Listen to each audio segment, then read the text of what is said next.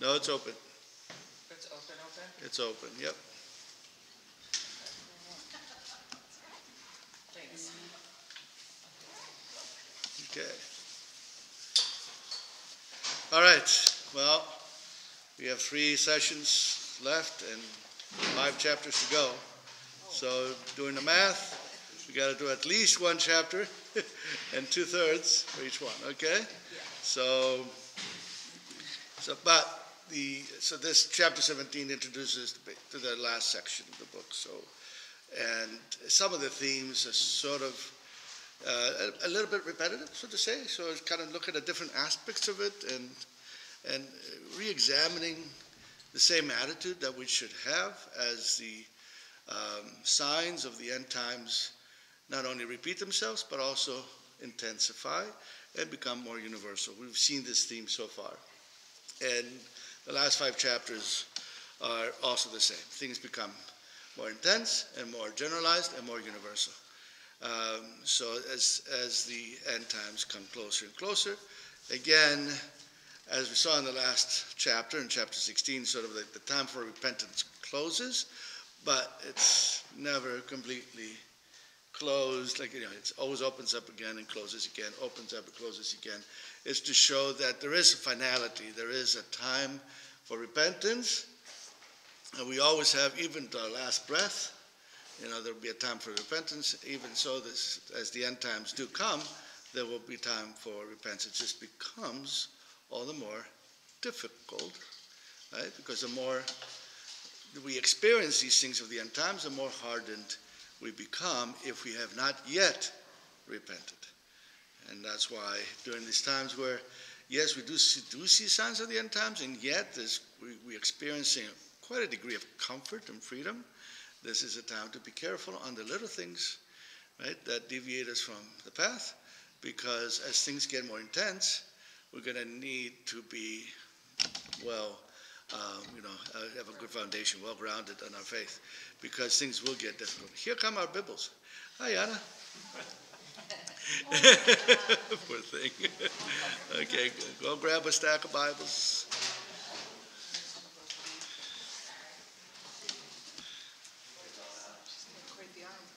Yeah. Right?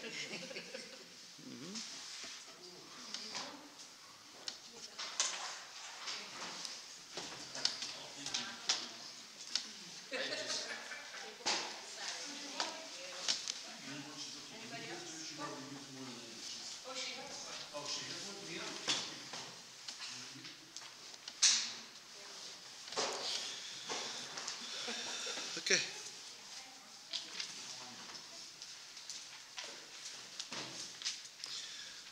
So we continue chapter 17.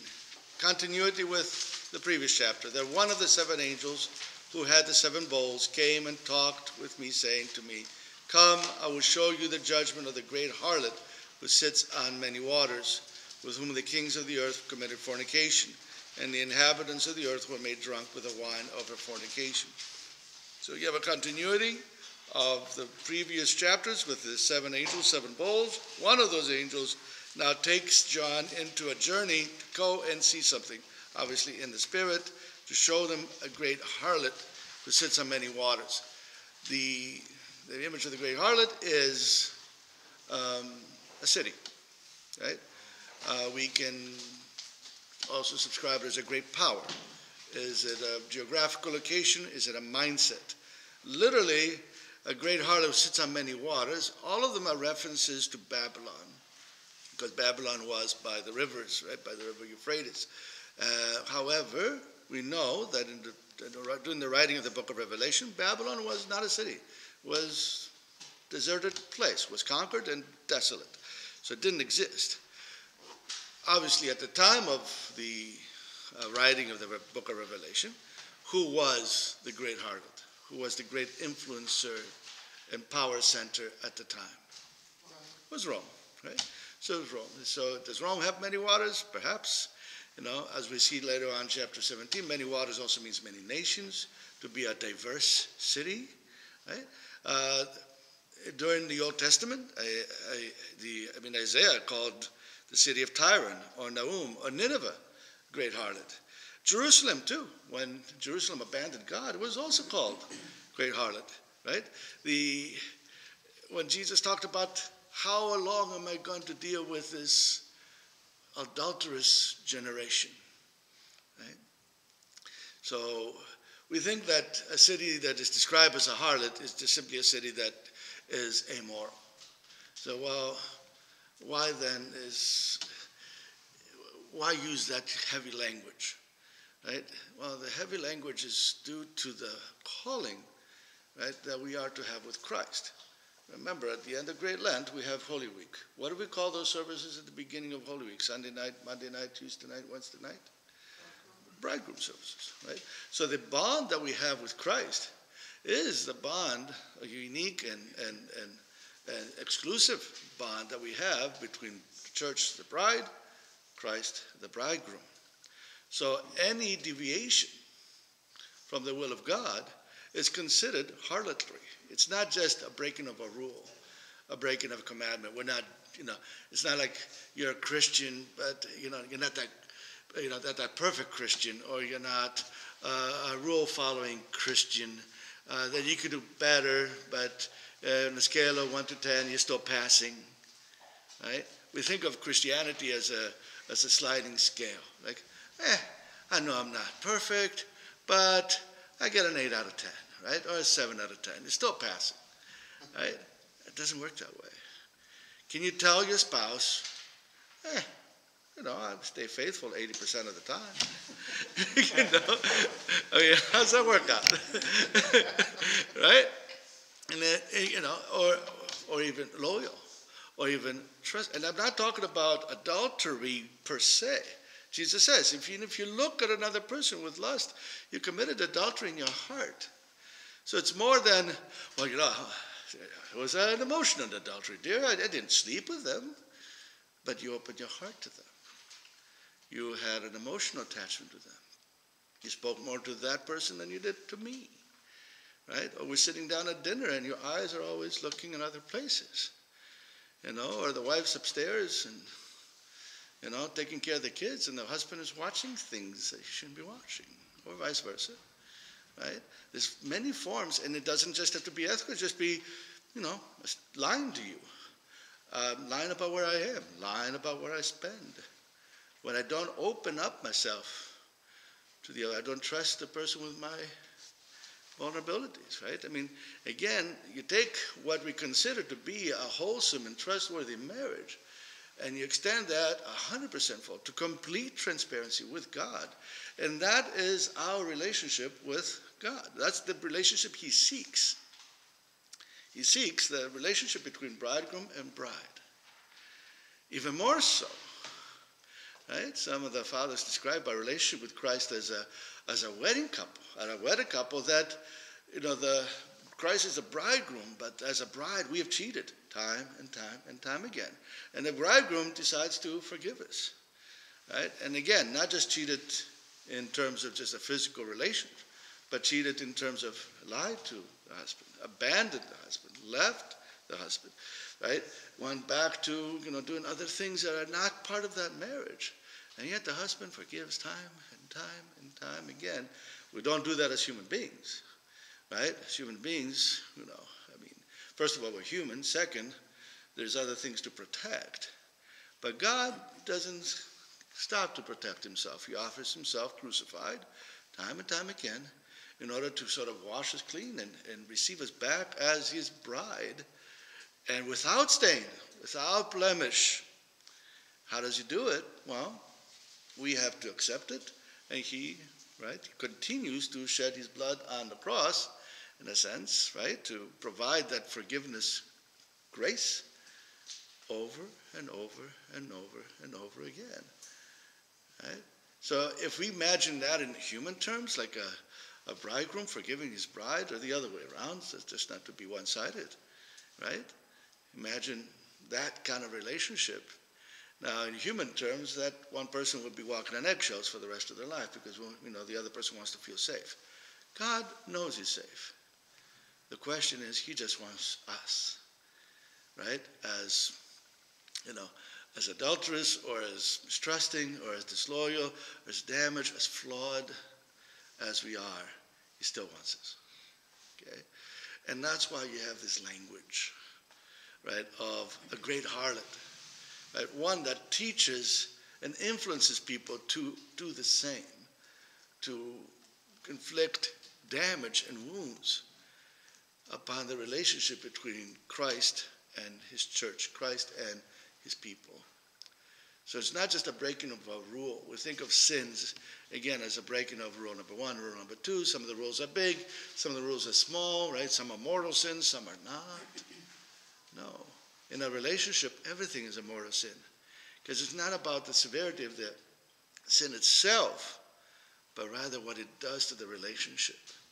A relationship between two people, a little lie can destroy it. A little lie. Never mind, going out and doing something drastic.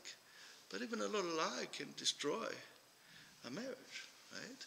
Can destroy a relationship, a friendship. So it's not about breaking the but wounding, taking chances to wound, and sometimes morally wound, to the point that we don't overcome the shame or the guilt or don't have the ability to go back and ask for forgiveness and to even accept God's forgiveness. You know how many times I've had troubles between couples, right? And the husband the wife is begging her husband, like, please, let's go get some help, right? And the husband says, you're the crazy one. You need help, I don't, right? When you go, right? Where you don't even realize you're wounding the relationship. When you come that far, it's very difficult to accept help when you don't think you need it because you got used to living simply just a safe enough distance from the other that you get comfortable in that place. And as it says here, the kings of the earth committed fornication. They were drunk with the wine of a fornication. Right? So as individuals, to be drunk with the wine of your own, right, distance, right? So that you don't see what's in front of you. You don't see that your wife is hurting. You don't see that your children are hurting.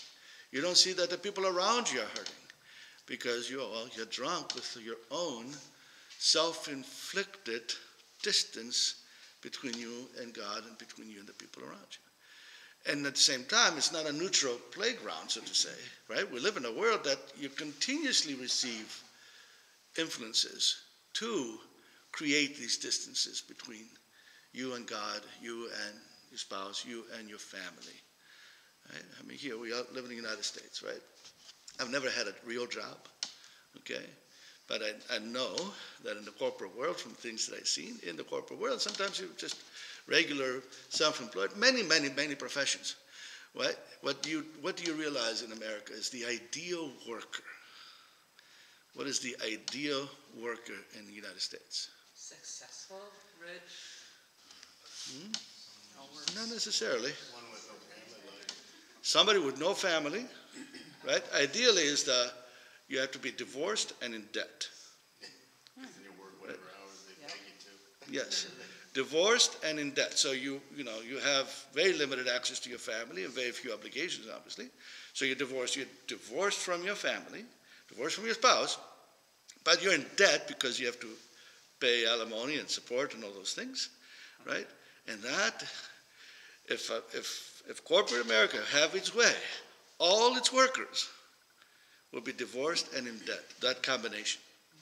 Because if you have money, you don't need them, right? You can leave, right? But if you're divorced and in debt, separated from any human obligation, so all you are is married to your work, right? Not married to your family, community, church, any kind of belief system, right?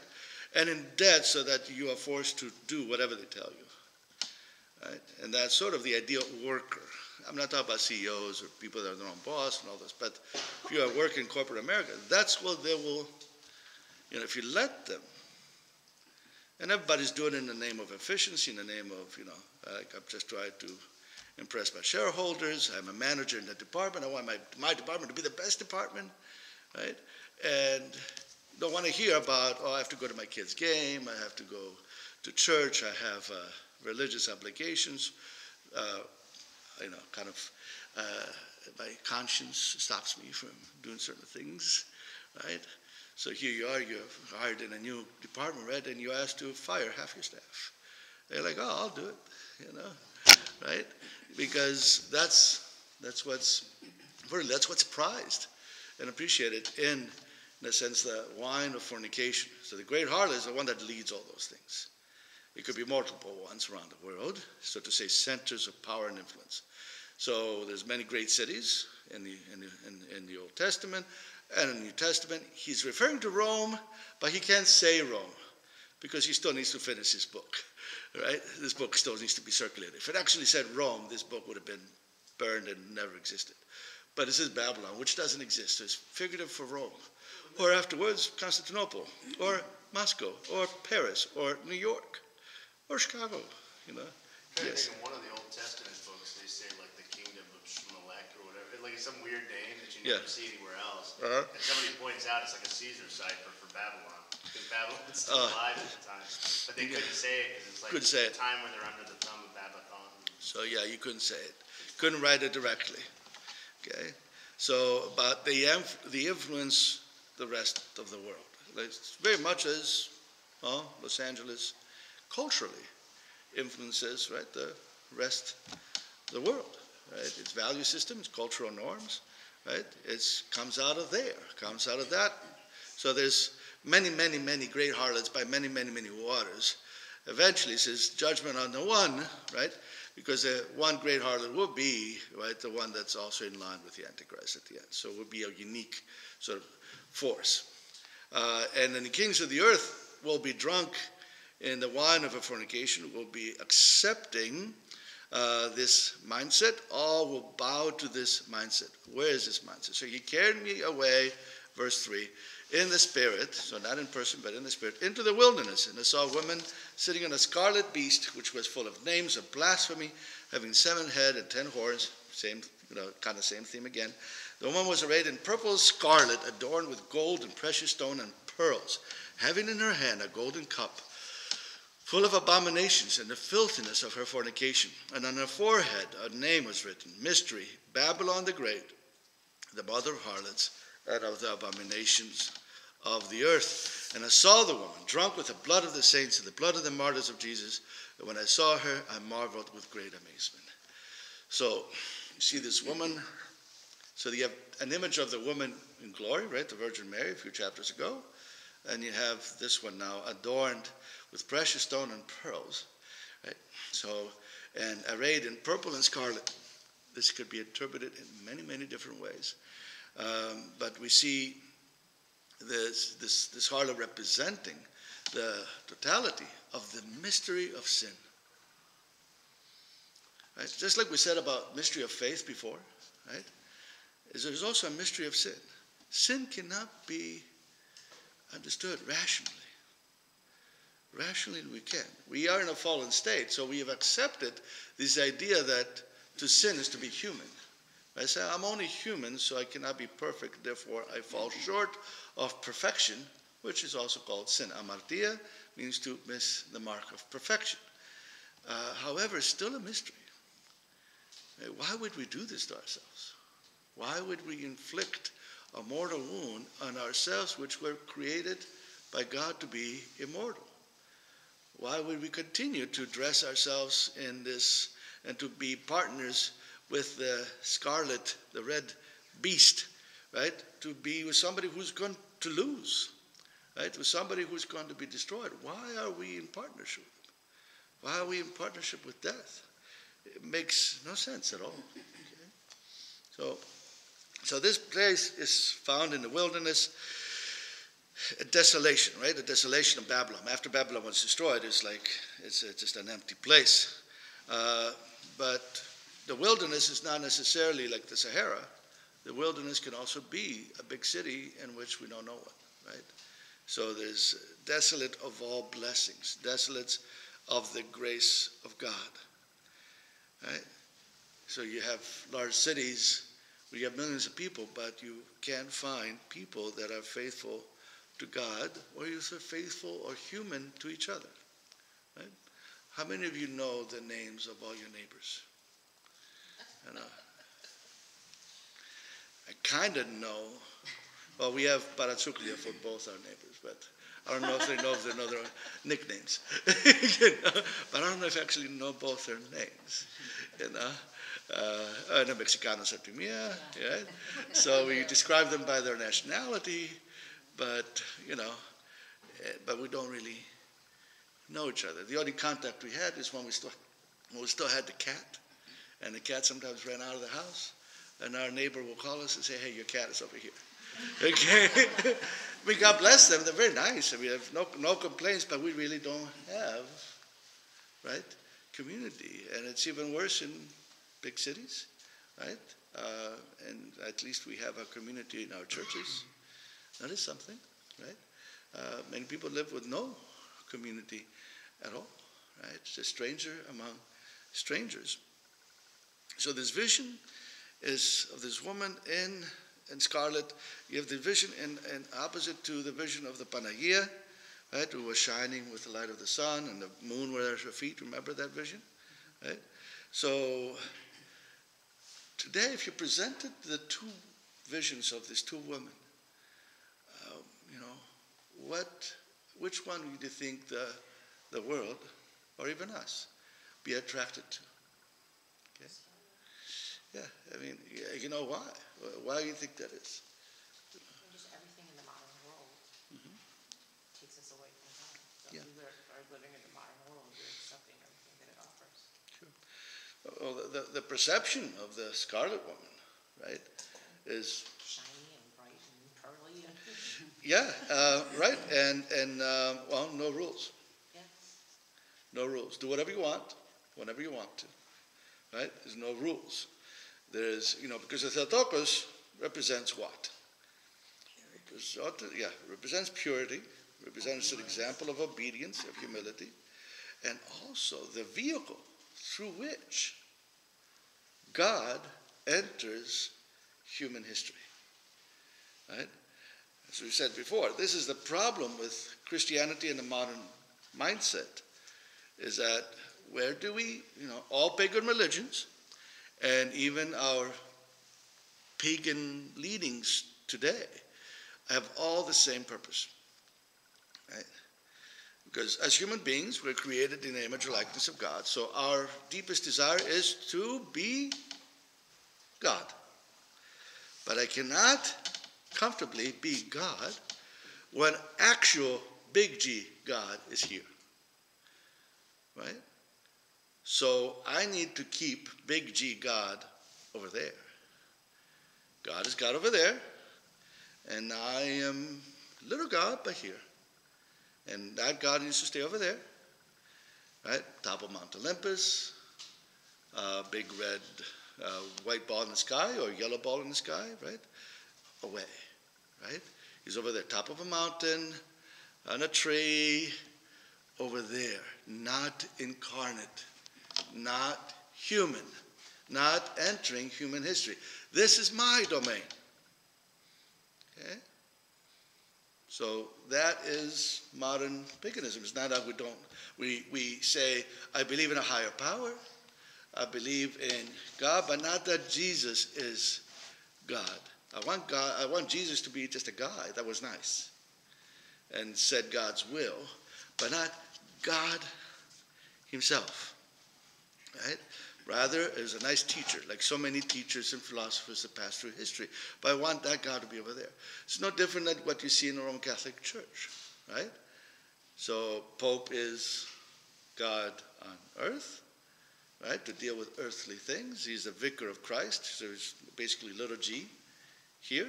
And big G handles heaven, and little g handles the earth, handles the church on earth. Same separation.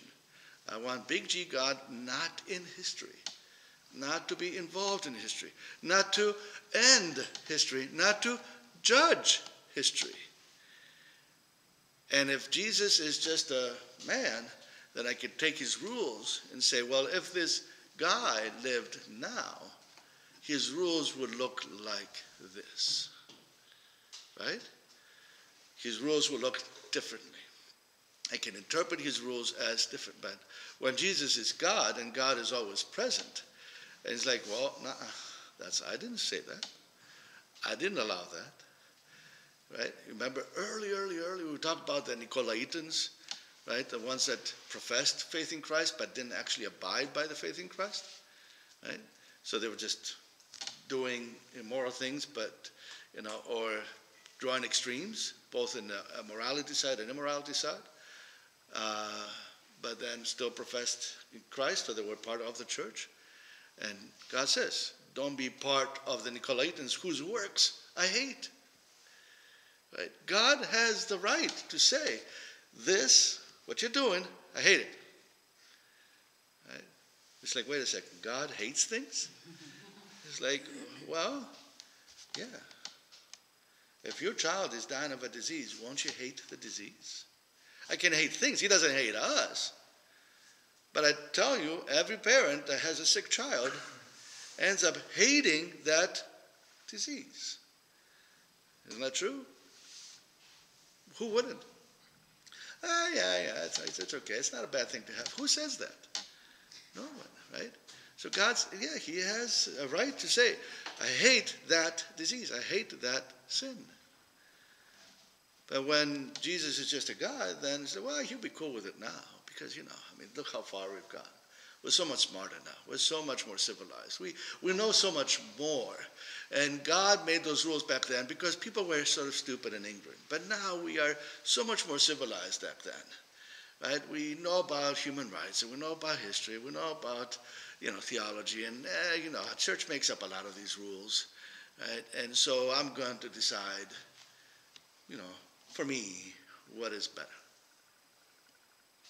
Okay? Which is probably not a very good attitude, you would think. Imagine if all of us made our own driving rules.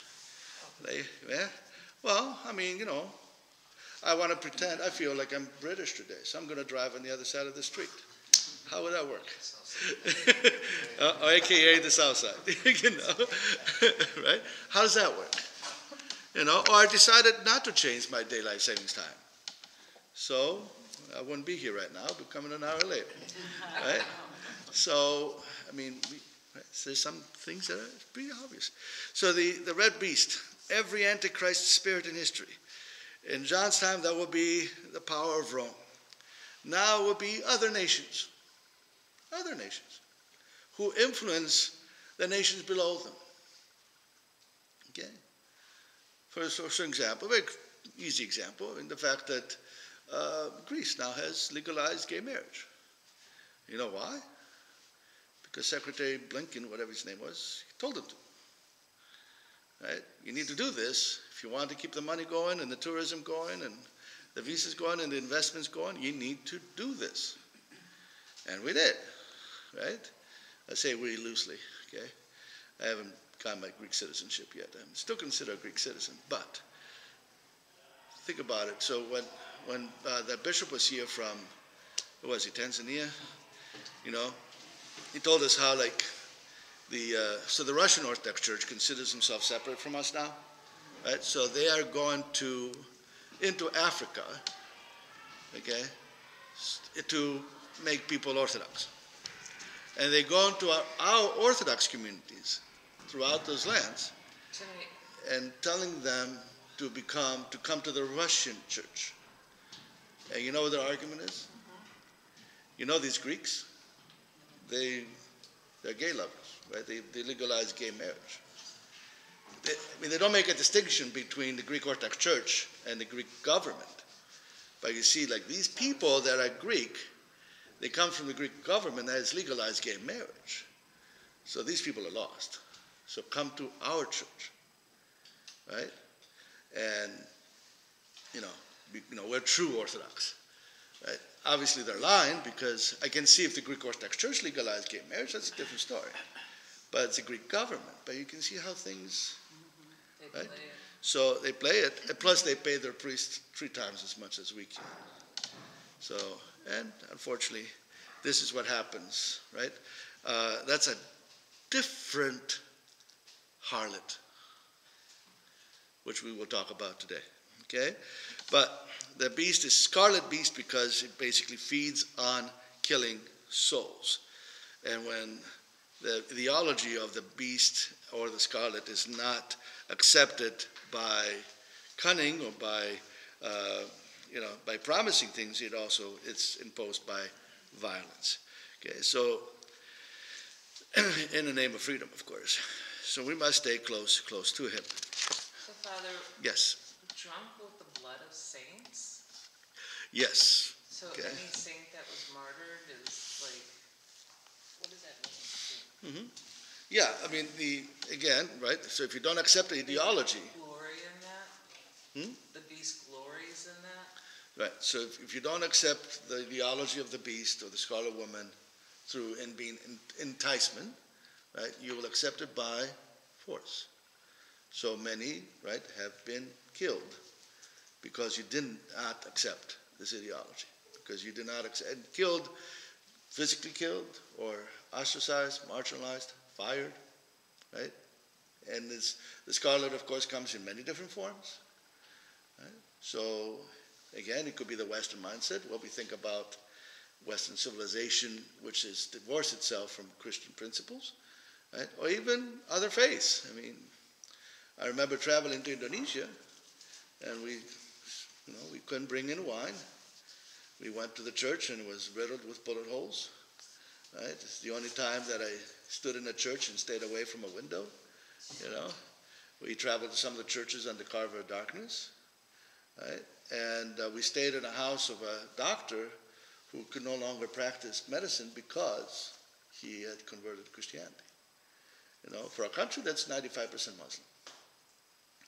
So in the Muslim world, that's a whole other sort of scarlet figure, so to say. And why we, as Western civilization, allow, right, these places, allow these countries, right, and we don't call them out on their human rights violations because we are in bed with the common enemy, we're in bed with, our own self-corporate interests, right, and we don't call them out, right? Good luck opening an Orthodox church in Saudi Arabia. Can't do it. Right? Cannot do it. We're opening mosques in Greece all the time, but we can't open the church, right? Or what happens to the churches in Constantinople, right? Which cannot function, right, freely, and most of the people have been pushed out of the great city of Constantinople. Can't walk around in this, right? Other than the patriarch. Or you have churches and they'll put strip club next to the church or garbage dump next to the church. You can't effectively close it, but in essence you do. And yet we don't call them out. Why? Because of other common interests, right? The fornication of the blood of the martyrs of Jesus. We don't care about these people who are suffering in the name of Jesus, as long as, we do care if they happen to be in a country that we don't like. But if they happen to be in a country that we're in bed with, then it's okay if he imposes rules upon. Right? So it's amazing. How do you stand up for that, then? What I can ask afterwards. Good question. I don't know. I don't know if you can, other than, what can I tell you? Yeah, it's well, I mean, it's just what the world is like. That's how it's set up. Right? But yeah, to the people of Indonesia, all they wanted was to realize that they're not alone. Sometimes we thought we're going to Indonesia and we're just going to bring money or supplies. All they want is to see people, other Orthodox people, not forget them. So visiting them, right? Just happen, just coming, just by our mere presence. That was the biggest gift. Because imagine they feel so isolated, right? It's like, why do we become Orthodox? Where's the rest of the Orthodox, right? Just like we seek each other, right?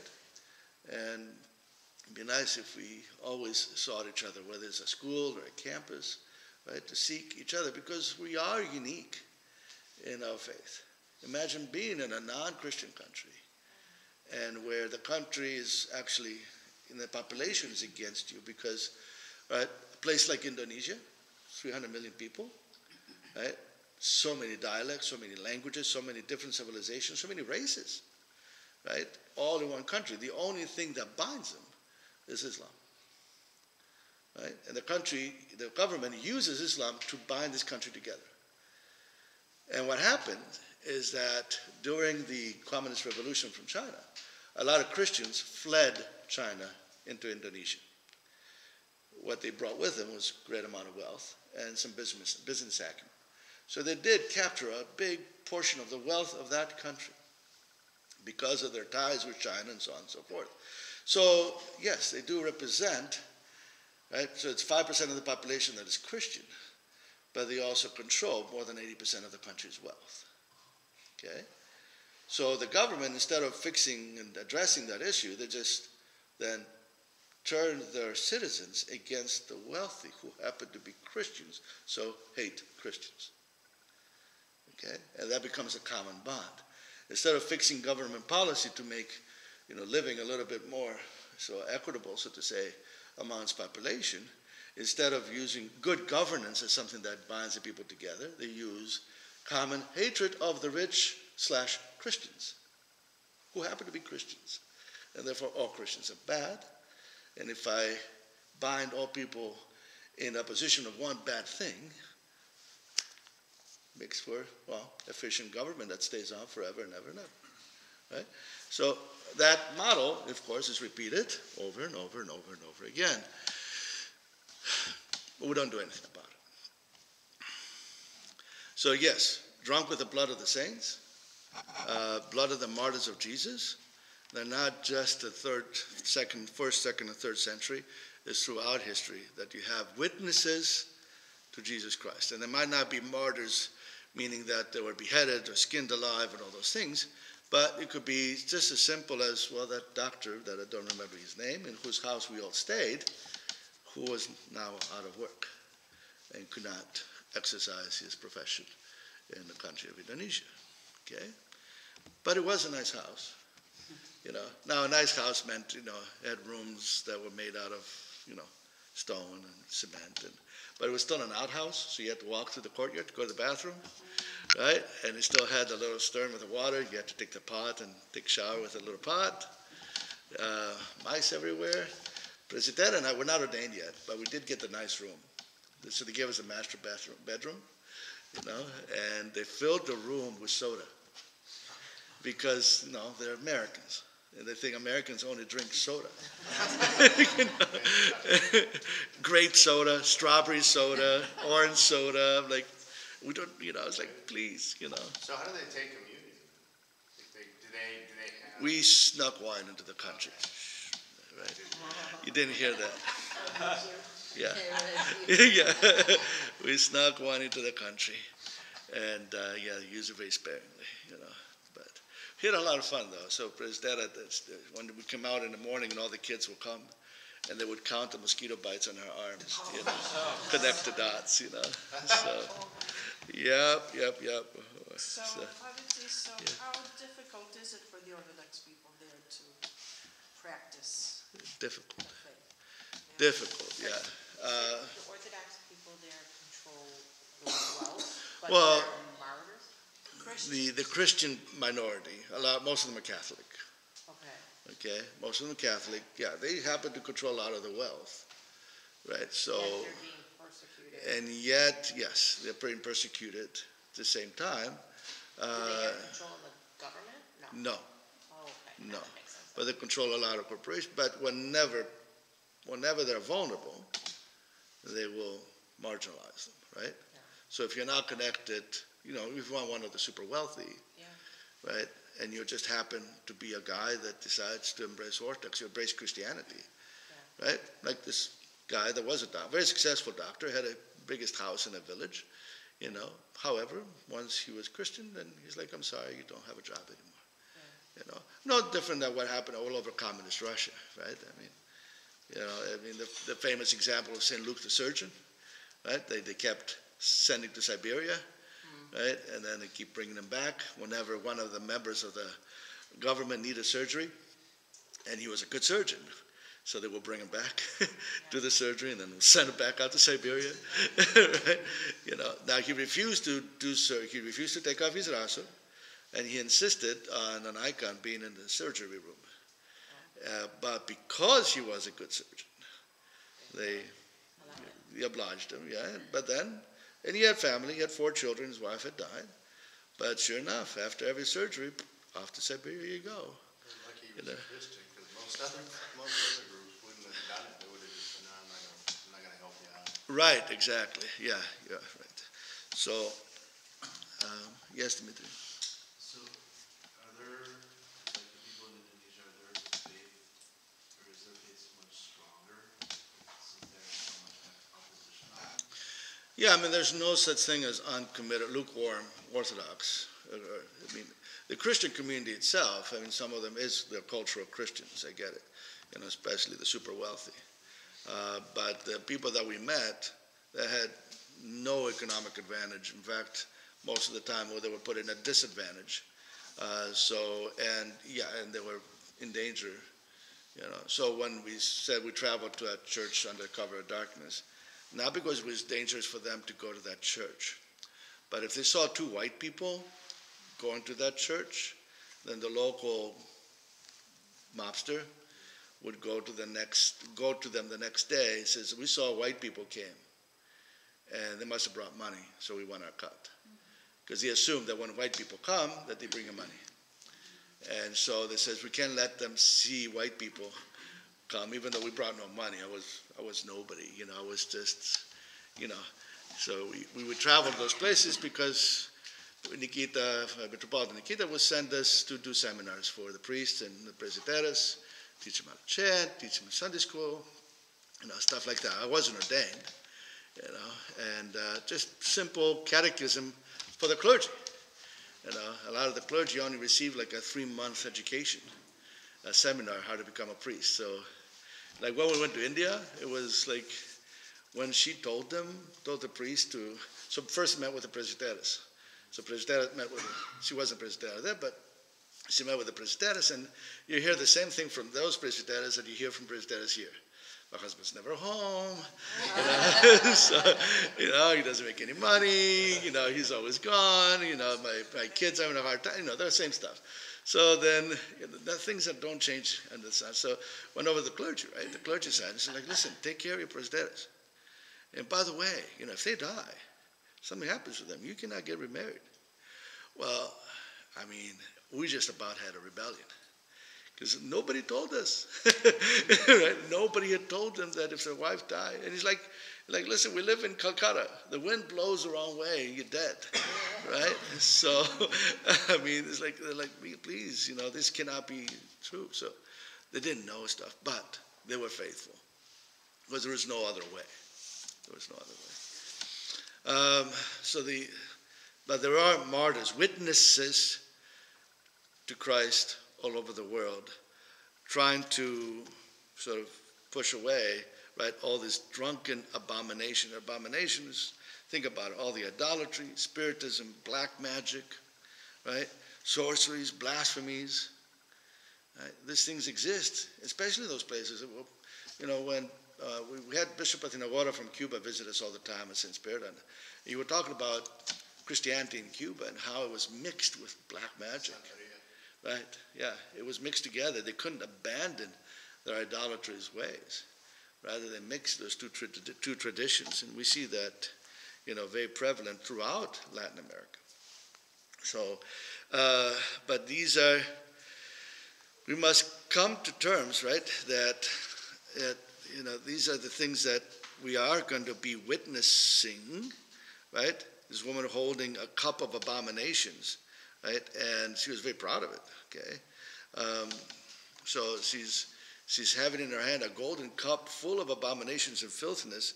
She's very proud of her works, and the blood of the martyrs was shed in many cities. Right, and think about even Rome. Right, when Nero killed the Christians and then had their bodies burning just as nightlights in the streets. Roman candles. Okay. Roman candles. That's right. Okay, so. So let's continue. But that the angel said to me, why did you marvel? I will tell you the mystery of the woman and of the beast that carries her, which has 7 heads and 10 horns. The beast that you saw was and is not, and will ascend out of the bottomless pit and go to perdition. And those who dwell on earth will marvel, whose names are written in the book of life from the foundation of the world, when they see the beast that was and is not and yet is. Okay? What is that phrase that we see twice? The beast that was and is not and yet is. Yeah? What do you think? It's a grammar exercise, right? Right. So is that the kings are leading up to the Antichrist? the progression is that Satan was, right? Meaning that he was in charge. Until the time of Christ, right? Satan was in charge, with the very small exception of the people of Israel, where even there, Satan obviously had poisoned a lot of their minds, to the point that when Messiah came, they crucified their own Messiah. But he was in charge. So you see so many demoniacs. We read the Gospels, and how many Sundays are dedicated to Jesus healing the people that were possessed with demons. And we find that to be a little distant from our experience. I mean, how often do you meet somebody that is possessed? I just live in San Francisco. When you lived in San Francisco? How often do you? I mean, I've told you one, right? Yeah, I've told you one, but I mean, that's about it, So that was way more common. Like I know that it's a subject in the Old Testament or in the New Testament when he's walking around the Gospels, but it was everywhere at that time until it was extremely prevalent. Yes, they did confuse mental illness for possessions before, so obviously they kind of were confused about that. I come from a place in Greece called Nicodemos, right? This is where Sparta is. So Sparta is between two mountains, and the valley between the two mountains called Nicodemos, which in Greek is lake of demons, right? Lakos demonon. So a lake of demons. Because there are two huge mountain ranges on the east and on the west, so sunlight was very limited. Never saw sunrise, never saw sunset. I mean, they set behind the mountains, but you don't see a horizon, right? So you had natural fortifications. Sparta was the only city in ancient Greece that didn't need any walls, because you can see any invader coming from any direction, right? Because they had to come on top of the mountains, like, oh, there they are.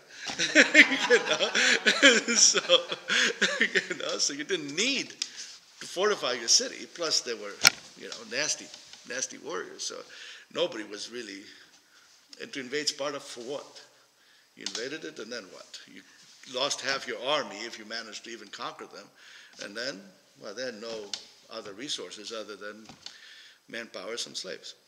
But because whether it was daylight deprivation or because of the violent nature of their culture, but it was deemed, the name Lacedaemon, because it's so prevalent, was people with demon problems.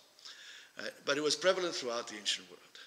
All you have to do is look at some of the ancient gods, some of the ancient stories, and you can see the influence of demonic influences throughout ancient history. You come to the time of Christ, and Christ deals a decisive blow to Satan. So Satan that was and is not. Right? So I saw Satan fall from heaven, right, like lightning. So when Jesus comes, right, he starts to, right, eradicate all these people that were possessed by demons.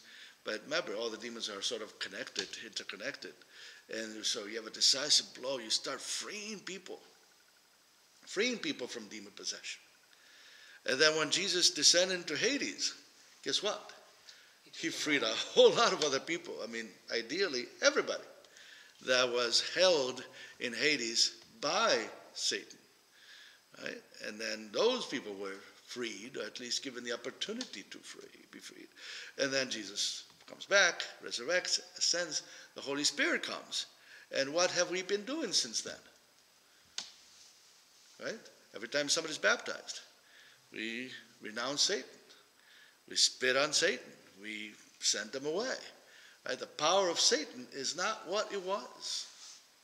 And the gospel did spread. And people were taken away Right? Do you reject? Right? Do you renounce Satan? Yes, I do. Have you renounced Satan? Yes, I have.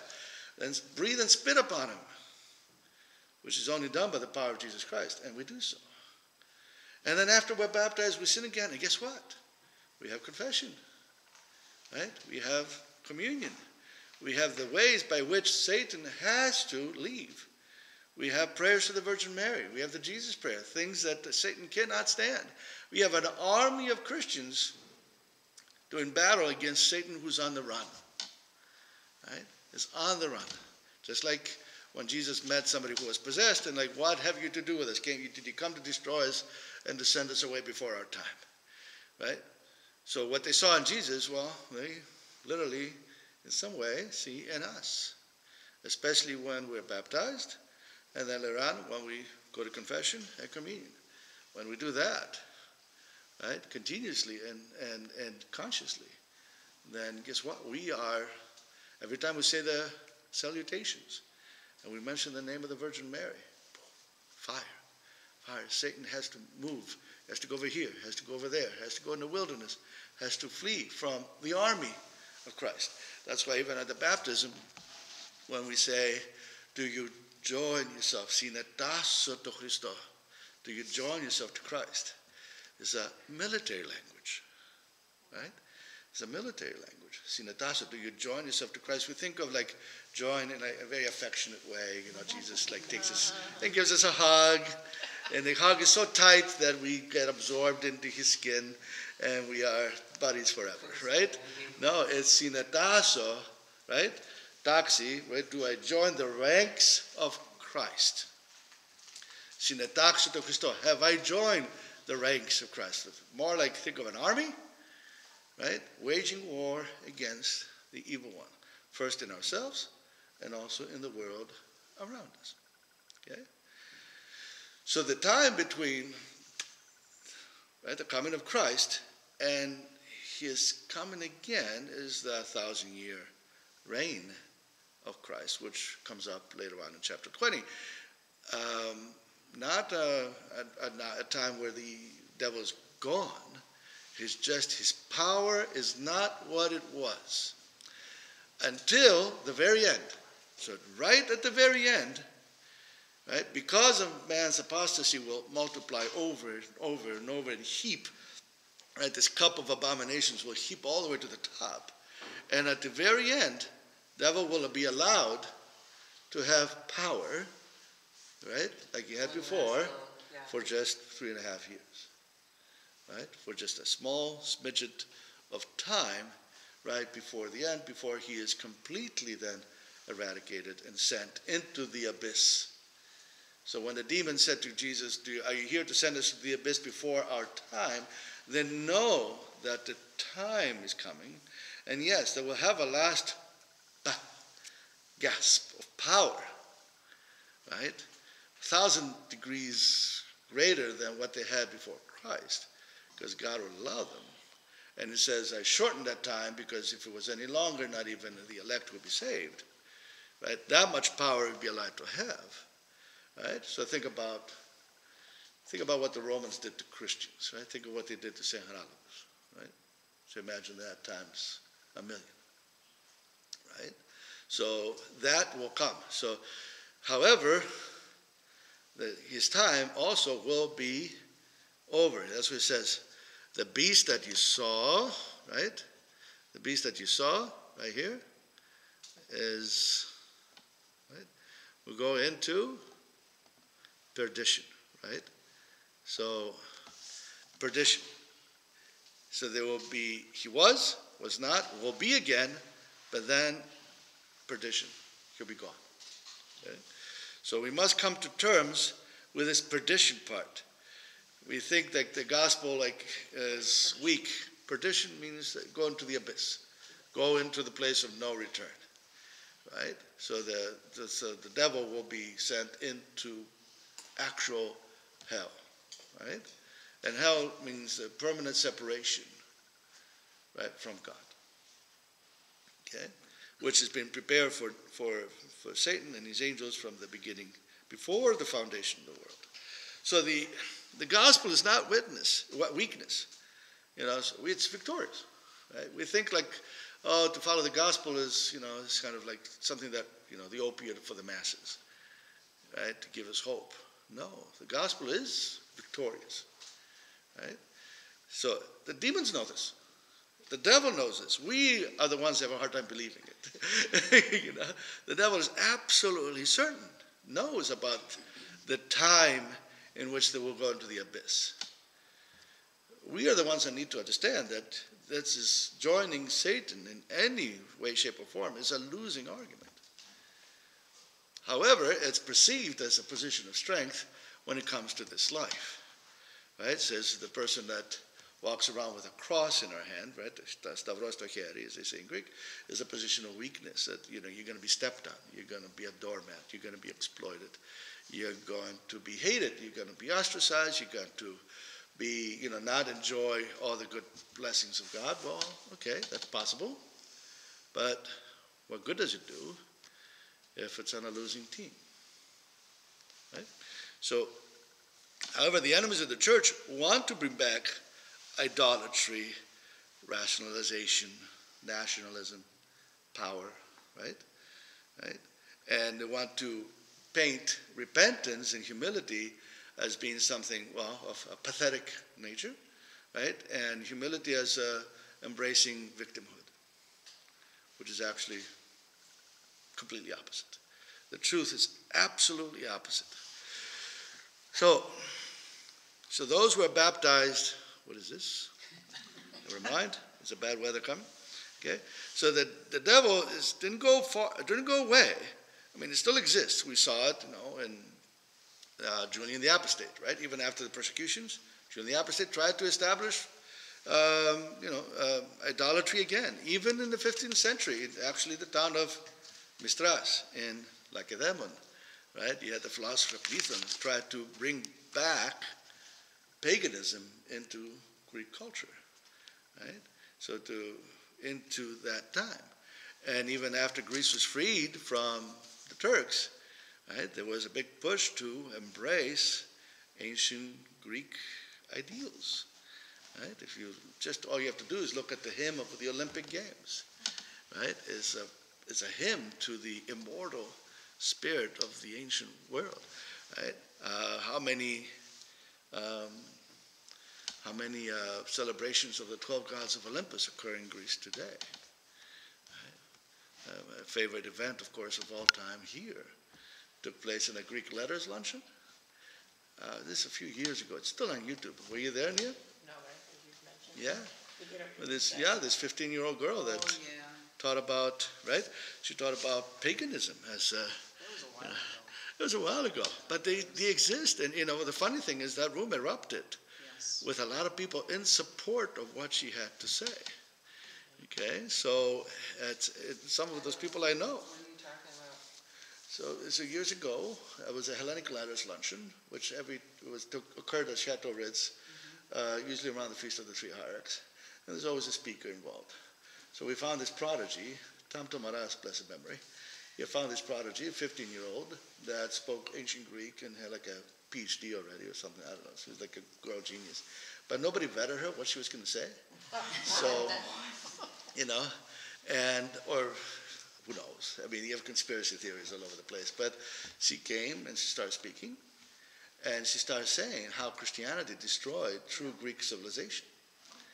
And that, a lot of the temples were converted to churches and a lot of the pagans were killed and so on and so forth. And we thought like, okay, whatever. Some of those things happened, right? Some of the actual Visigoth kings came down and, they, in the name of Christ, destroyed a lot of temples, killed a lot of Christians. Didn't do it. It was people that used Christianity to eradicate, to basically take power, right? However, she kept on going, and we thought, like, she's going to turn this around. Well, she did not. She reached all the way to the 18th century. I'm like, and she's speaking now in, like, very formal Greek, difficult to understand. I mean, 90% of the room had no idea. I couldn't understand her. I turned to our principal back then, Kira Labrini. I'm like, Kira Labrini, is she saying what I think she's saying? It's like, yeah. And then some people started walking out. And then Costa, the guy that does the Hellenic Heartbeat, Yeah. he was filming, and she paused for a second, and he yelled out, "Sefas miotate, how long are you going to let this girl blaspheme like this?" And the room erupted. It made for an interesting lunch. I mean, usually those are snooze fests, you know. Did But, she, like, leave and her she alone? started screaming, like, you know, tried to finish her speech, and then the people like, "Astinabilisi, let her talk," and the other was like, you know, and I was like, "She's blaspheming," and blah, blah, blah. And anyway, the room erupted. Finally, a Metropolitan Iakovos, bless his memory, he put his hand on her hand. He was sitting next to her. She was on the podium. You let her And he's like, "Pedaki, you know, just sit down." And he got up. I mean, to his credit, you know. And he's like, "Listen, no one has a right to interrupt a speaker. No one has a right to interrupt a speaker."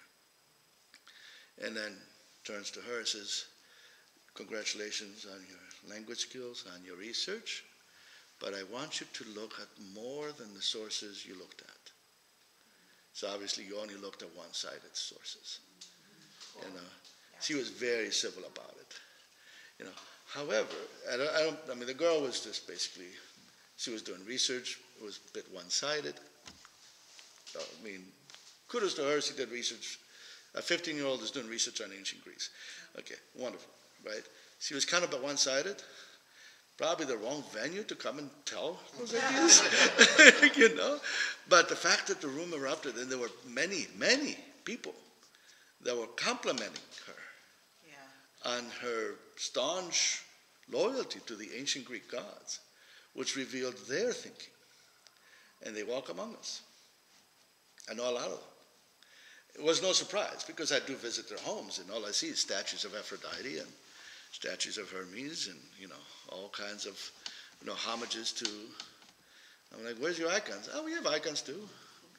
I mean, you know, okay. I love the people from Athenian Candle, but you ever been to Athenian Candle? Yes. You know, you ever been there? You ever been to the actual store? It's pseudo. Yeah, I mean, they're wonderful people. Don't get me wrong, but you know, their front store has got icons and Buddhas and incense Buddha sticks, you know, and all kinds of creams and lotions and stuff for, yeah, I mean, every religion is represented. I get it. He's a businessman.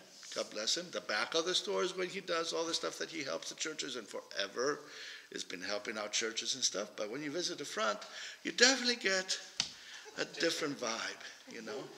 And the truth of the matter is, those things do not mix. For us, at least. You know, I get it. He does it, and that's his store.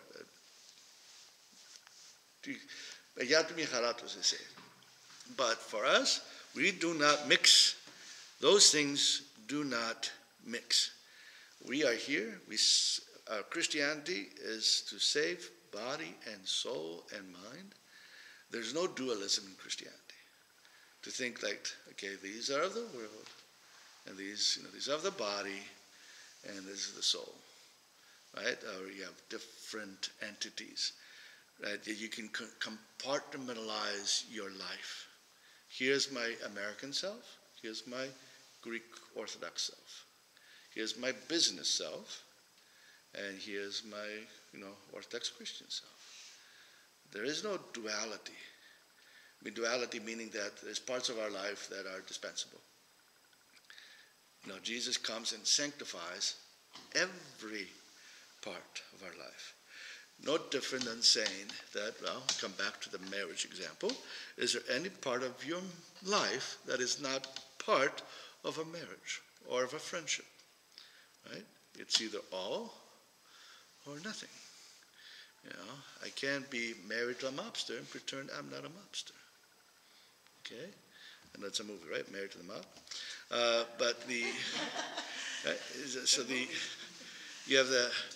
You have a different ancient nostalgia for ancient Greek civilization, right? And the return to idolatry, it's just cultural. It's like, no, right? I mean, it's one thing to admire Greek history, but to admire an idolatrous spirit, which does say, the body doesn't matter. Right? We see that a lot now, especially during Lent, right? We see that, in terms of fasting, right? Which is a very bodily exercise, even though it hides in it huge spiritual benefits. But we tend to isolate it and make it, it doesn't matter, right, what you take in. It matters what you come out. But those two things are related. They are intimately connected. God made it so. Guess what? They're using the same entrance. Right? If they're using the same entrance, don't you think they're related? Right? I mean, Adam and Eve went from eating an apple to throwing each other under the bus with their words. Right? With their words. Right? So they ate wrong fruit, but the next thing they did, right, they throw each other and God under the bus. They blamed him. And even today's passage, right? What was today's passage from Genesis? Cain and Abel. Right? Psycho, right? Killed him with a rock. And when God asked Cain, where's Abel? What did he say? My brother's keeper. Right?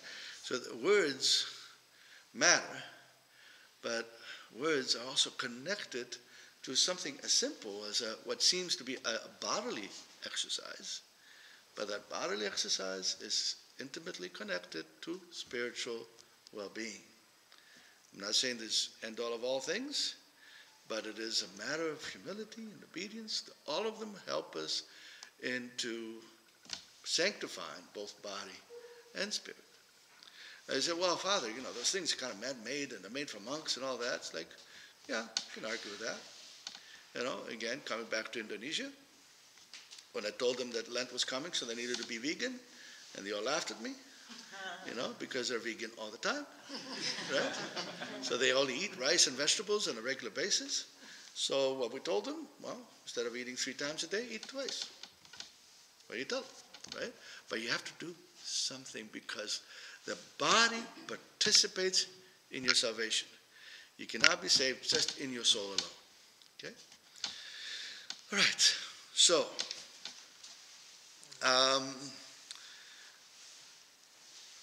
yes, go ahead. Yes, ask. Okay. Here's a mind which has wisdom. The 7 heads are 7 mountains on which the woman sits. There are also 7 kings. 5 have fallen. 1 is. The other is yet to come. When he comes, he must continue a short time. The beast that was and is not is himself also the 8th, and is of the 7 is going to perdition. So this kind of St. Andrew Caesarea looks back at like different civilizations, different empires, like from the Babylonians to the Alexander to Rome to Byzantine to, so maybe these are 7 kings, 5 have fallen. Which one are we on now? Right? But at the end, there will be one. Okay? There'll be one worldwide king. Right? Is he based in New York? Is he based in California? Is he based in Jerusalem? At the end, it will be Jerusalem. The 10 horns, we saw 10 kings who had received no kingdom as of yet, but they receive authority for an hour as kings with the beast. They are of one mind. They will give their power and authority to the beast. They will make war with the Lamb, and the Lamb will overcome them. For he is Lord of lords and King of kings. And those who are with him are called, chosen, and faithful. Okay? When we look at 2nd Psalm, it's very much, let's look at 2nd Psalm. It's very much just like that. Psalms. Where are we? 2nd Psalm, which is really 1st Psalm, because the Psalm number 1 is an intro to the book of Psalms. Right? So Psalm number 2 says, why do the nations rage and the people plot a vain thing? The kings of the earth set themselves and the rulers take counsel together against the Lord and against his anointed, saying, let us break their bonds in pieces and cast their cords from us. So here, Psalm 2 is actually very much summarizes the book of Revelation. It's amazing, that King David, back then, is talking very much Revelation theme in his 1st Psalm. Talk about nations like the kings that receive power for an hour, right? That should be like a nice meme, right? Power for an hour. And they set themselves against God, it's like, and against his anointed. When we come on Holy Thursday, the 12 Gospels, right? And after we read the first gospel, that first hymn, right, is exactly these words, right? Is exactly these words, introducing the nations who turned against the anointed and, well, crucified him, right? And the anointed, this, the Lord and his anointed. So the Lord, right, and his anointed. So we can see the Trinitarian hints here. And what bothers them, the kings, is the bonds and cords, meaning the regulations or the rules of the will of God, the rules of the gospel, right? Do you see that evident, right? And that when nations turn against the church, they turn against its rules, like, what are these rules for? Oh, they're man-made, they are oppressive, they are anachronistic, right? They are bothered by the rules of the gospel. And he who sits in the heavens shall laugh. The Lord shall hold him in derision. Then he shall speak to them in his wrath, distress, in his deep displeasure. Yet I have set my king on my holy hill of Zion. I will declare the decree. The Lord has said to me, you are my son. Today I have begotten you. Ask of me, I will give you the nations of your inheritance, and the ends of the earth as your possession. You shall break them with a wrought iron. You shall dash them to pieces like a potter's vessel. So later on Holy Thursday night, right, after the crucifixion icon comes out, there's a very slow hymn that talks about Jesus and how they stripped off his clothing, and they gave him a rod to hold, right? And says, I will use the rod, and this the hymnology takes straight out of Psalm 2, and I will dash them to pieces like a potter's vessel. That's how that hymn ends. But what's funny is, like, he who sits in the heavens shall laugh and hold him in derision. And the Hebrew word in there is more like just a snort of contempt. It's like, look at them, fighting against me. Like, what do they think they're doing? Right? It's like when a 2-year-old starts to attack you with fist fight, right? And they're like, it's like, what are you doing? And you're just laughing at them. And then when he doesn't really understand, you're like, off you go, right? So this whole, we think that these powers against Christianity and against the church are so, right, immense and unsurmountable. Like we said before about, I don't know, is it, what guides our policy as a world, as United States, defending people. And you think, what can you do? Well, it's nothing. God, no, he laughs at them, right? And yeah, he'll take care of everybody that is, whether in this life, but definitely the next. But we think that if God doesn't come to rescue them in this life, that somehow God has abandoned them. It's not the case, right? It says, endure to the end, and not a hair of your head will perish, right? I mean, even though you might have been skinned alive, and yet you will receive back everything that belonged to you. Okay? Right? Whoever shall lose his life will actually keep it. Okay? So do not worry. Yes, we live in a world that, devil will have more and more and more power. At the end, we will have absolute power until he has none. And then, yes, vindication will be. We just want to be on the right side of that vindication. Right? So now, therefore, be wise, O kings. Be instructed, you judges of the earth. Serve the Lord with fear and rejoice with trembling. Kiss the Son, lest he be angry, and you perish in the way when his wrath is kindled but a little. Blessed are those who put their trust in him. Right? Those are words to us. You see all these things. I mean, God will destroy them. I mean, how hard is it to break a pot? Right? Not hard at all. Right? And the Lord will take care of it. So, right? So repent, be instructed, serve the Lord, kiss the Son. Right? Get on his right side. Get on the right side of the victory. Okay? So here, the way that categorizes those who are, the Lamb will overcome them, for he is the Lord of lords, the King of kings. Right? So he's talking about the Lamb, but he's using terminology that in the Old Testament was reserved for God, Yahweh, the Father. So if any Jehovah Witness comes to your door, point him to 17:14 and ask him to explain it right here. Right? So because he will make war with the Lamb. The Lamb we know is Christ. But he is Lord of lords and King of kings, which they claim is only for Yahweh. And Yahweh, the Father, has no son. Then who the heck is the Lamb? Right? So anyway, one of the many. My best advice, do not engage with them. Okay? Because they would never listen. Right? But if you do have to, that's one of them. I mean, there's a lot more, but that's one of them. And those who are with him are the called, chosen, the faithful. Jesus said, many are called, a few are chosen. Right? So, many are called. Chosen means to activate that calling, and faithful is to be actually trustworthy. Right? That you're going to stay in that calling. People have their kind of bad taste about the word chosen. Gives a little vibe of predestination. Right? But what does it mean to be chosen? Eklekti. Eklekti. Right? Go to the grocery store. Right? You pick, I don't know, avocados. What do you do with avocados? Very picky how you choose those. Right. Are they hard as a rock? If you're not planning to use them for a week, great. If they're on sale, buy them, you use them in a week. What if they're mushy? No. All right? What if they're just squeezed just a little bit? Perfect. Right? Now, and you chose according to your taste. Maybe you like rock-hard avocados. Maybe you like them to be already mushed by the time you open them. Right? But, okay, the fact that you chose the ones you chose, right? Did you predetermine which one you chose? No, you tested and chose. Chosen doesn't mean chosen before, right? The foundation of the world, right? To be chosen doesn't mean like God had already chosen back then, and no matter what you do now, you can flail your arms and nothing will happen. No.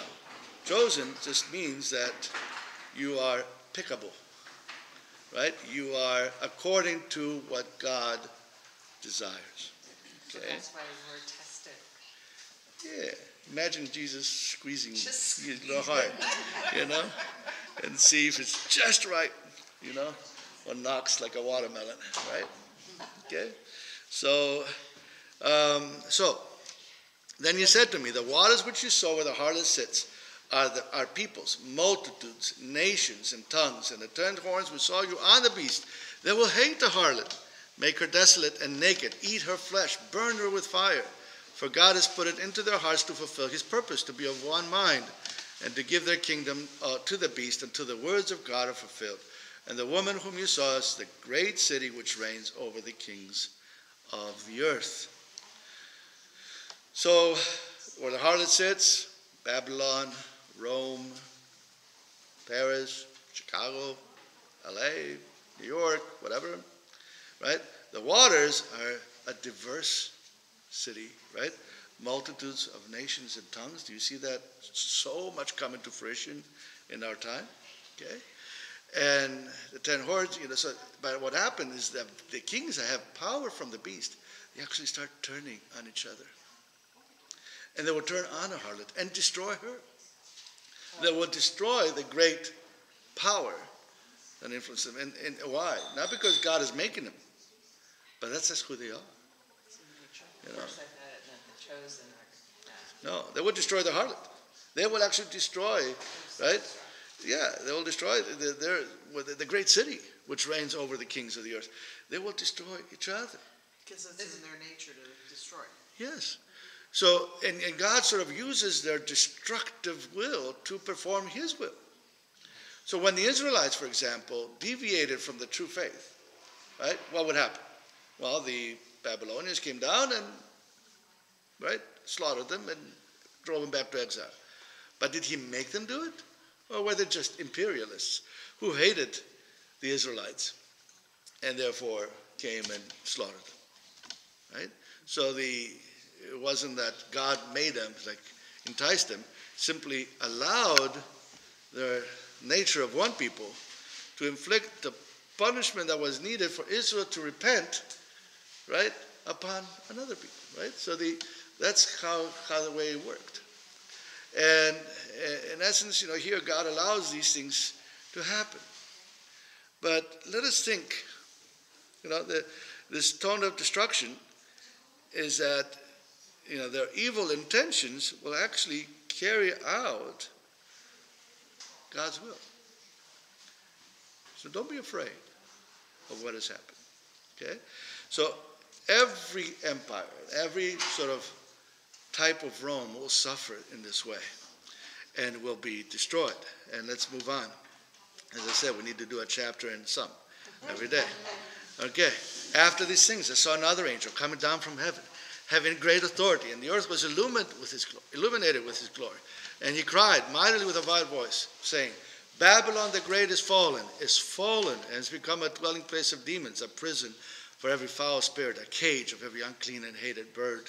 For all the nations have drunk of the wine of the wrath of fornication. The kings of the earth have committed fornication with her, and the merchants of the earth have become rich through the abundance of her luxury. So Babylon is fallen. So it's using a prophetic past tense, right? A prophetic past tense. And repeated twice to show a progression of this announcement, of this fallenness. And so we see that, for example, Rome didn't fall in a day. Just like it wasn't built in a day, it didn't fall in a day. Constantinople, the Byzantine Empire, right? What happened to it? It got reduced and reduced and reduced. By the time it fell in John 1453, it was just basically a city. It was still called the Byzantine Empire, or the Holy Roman Empire, but it was just basically just one town that was then besieged, and they fall. Moscow became the third Rome. What did third Rome do? Eventually, it fell, right? Eventually became persecutor of the church, right? So it became a desolate place, maybe not in terms of being besieged and destroyed, but in terms of God's grace. It became a den of demons who turned against the church. No century had as many martyrs as the 20th century, in which 20 million Christians were martyred in the former Soviet Union. Okay? And so these things, they are progressing, and these cities will become desolate. Now, in Jewish terms, they believed that demons dwelled in the wilderness, right? They believed that demons dwelled in the wilderness. When a city was destroyed and made desolate, then demons will move into that desolate place. But for us, it's more than just a city that is destroyed, but also desolate from God's grace. If it's desolate from God's grace, then what it becomes? It becomes a den of demons. And the nations drunk with the wine of wrath of fornications, the kings of the earth committed fornication with her. We talk about that. The merchants of the earth become rich through the abundance of her luxury. And there's a Greek word here called strinon. It's not used very often, and it's translated here, abundance of her luxury, which is an oversimplification of what it really means. Okay? Strinon means many, many things, but it's very descriptive, especially of our time. Strinon means an exclusive, consumeristic spirit that seeks comfort and pleasure at all costs. Okay? Hedonism. Okay? Hedonism. God basically recreate the Garden of Eden, but without God. Simply by consumer goods. Whether they are luxurious foods, luxurious wines, luxurious cigars, cars, homes, right? We are in a very consumeristic society, so much seeking comfort and pleasure, right? We want all our food to be tasty, all our food to be luxurious, right? To be first class, and all those things. But think about how much that level of consumerism has changed in the last, let's say, 100 years, right? Think about the pharmaceutical industry. Think about all the other things by which we seek pleasure, like, all the drugs and things that we have, both legal and non-prescription, self-medication, right? Think about all the ways by which we seek pleasure through consumerism. Right? And guess what? Right? The rich, right? The merchants of the earth have become rich through the abundance of this desire for consumerism and hedonism. This desire, right, that drives us, right? Everything. How many commercials are we exposed to in the course of a day? Right? How many of the things that we witness in a commercial do we actually need? Right? Zero. Right? Very little. Very little. Right? Although my motto is that if Costco doesn't have it, you don't need it. Right? But how many things that Costco have that we actually didn't know we needed until we saw it? Right? That's why the key is never go to a grocery store hungry, right? No, go have lunch and then go to the grocery store. If you go hungry, you got to buy a lot of things you don't need, and you're going to end up rotting in your fridge. Think it's about how many storage spaces are occupied in America with people's stuff because they don't fit in their homes, right? So this drive, who makes, right? Who profits from it? It says like the merchants of the earth. I mean, how do they know this stuff back then? I mean, how did John know what the spirit of today, right? Think about it. And of course, it's not worldwide just yet, but it's getting there. It's getting there, right? To desire these things. To desire to, have meat every day, right? One of the biggest problems we have in our food industry is that, China is emerging more and more into a middle class, and guess what they want?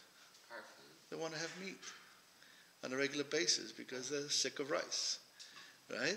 Because they have rice every day. In Indonesia, as I'm saying, they were vegan, because that's their diet, because they don't really have access to protein, because even the cows and the pigs that they raise, they get much higher price here in the United States because we want to eat meat every day. We can afford to buy meat every day, or at least try to, or make it a priority to have, meat every day. So we drive up the price of protein because, we can sell it to the United States because, yes, compared to them, we make 20 times as much the average income, so they don't have access to. All right, forget Indonesia. Growing up in Greece in the 80s, we did not have access to meat every day. If we wanted meat, we kill it. We kill one chicken on a Saturday night. It was always the entertainment, right? So, how long does the chicken last, right? Running around without a head, right? Or, the entertainment was actually picking the chicken. Live, die. It's Prince Detta always tells the story. When she first went, she was 8 years old, and her Thea took her to the yard where the chickens were, and says, "Which one do you like?" And she thought like which one's cute. She didn't know which ones do you like, to eat. It was more of like, which one you thought was a cute chicken. So it's like, I like that one. And, one of those, right? So, but we had one chicken, and usually Sunday dinner will be 10 of us. I'll eat one chicken. Didn't think twice about it. We did that's what it was. And we weren't even like, I wish we had 2 or 3 chickens. It wasn't even a thought because, we weren't exposed to anybody that sat down and ate half a chicken by themselves. Which, of course, when we came to the States and my dad opened Cafe Bravo, and sure enough, Saturday night, the 5:45 special was Grecian chicken, which was half a chicken. And I'm scratching my leg, half a chicken. How you eat half a chicken? And, they told me, very carefully, it's like, it is delicious. But it's norm, right? It's a norm to eat half a chicken. It's not even a question. So because what? Because we're exposed to things, we're used to those things. And that's just small little example, Or the other example was, my son's first birthday. right? Because we lived in an apartment over here on Oakton in Milwaukee, right by the 7-Eleven. There's a three flat behind it. And anyway, we lived in an apartment. Dino was 1 year old. Dino had big flat feet, so we had all these stride ride shoes and stuff like that. So he wasn't walking yet because he was a big boy. And, he hadn't really mastered balance yet. Still hasn't. Except when he's dancing. Yeah. So, but so my dad opened the closet to put his coat away, and he saw all the shoes, all the baby shoes, and he's staring at the baby shoes. And I'm like, Dad, what are you doing? It's like I didn't have a pair of shoes until I was 18. His first pair of shoes when he was 18 years old, right? And it's like, wow, how have we, changed? All my girls have moved out of the house, but I could literally line up all the floors in my house by putting all their shoes side to side. If I put all their shoes side to side, you wouldn't see my floor. Okay? So that's where we are at. And I know I'm not alone. But we consider that normal. Because, none of those shoes were more than $19.99. But what if there were more? I always ask when couples are getting married, and I always ask the husband, just to prevent future troubles, I'm like, how much do you think is too much to spend on a purse? And the guys have no idea. It's like, I don't know, $50, and of course they have no clue, right? That's not what a desired purse costs, right? And what if, your wife wants a $500 purse, or is that too much?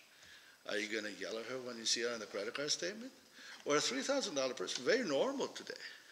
Believe it or not, is kind of a normal thing to have a Louis, or I don't know, what else is there? I know Louis, okay, whatever. And vice versa, and in all ways. And also to be attached to them, enslaved to them, okay?